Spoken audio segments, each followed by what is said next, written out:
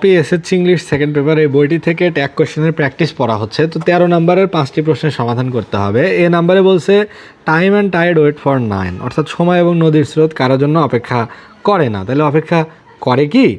তাহলে time and Tide এটার জন্য দে, আর ওয়েটের ভিতরে আছে ডু বা ডাস, তাহলে don't they, oh sorry do they, কারণ এই যে ওয়েট ফর নান কারোর জন্য দেরি করে না, তাহলে দেরি করে কি? Do they.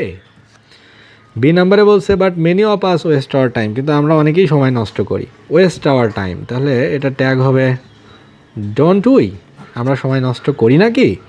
সি নাম্বারে বলছে none can prosper in life neglecting time, সময়কে অবহেলা করে কেউ জীবনে সফল হতে পারে না, তাহলে এখানে নানের জন্য দে, আর এখানে তো ক্যান আছেই, তাহলে ক্যান দে।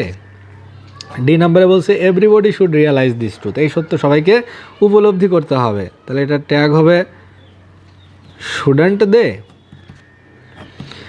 ই নাম্বারে বলছে let's make the best use of our time, let's make the best use of our time, তাই চলো আমরা সময়ের সর্বোৎকৃষ্ট ব্যবহার করি, তাহলে এটা ট্যাগ হবে শ্যাল উই।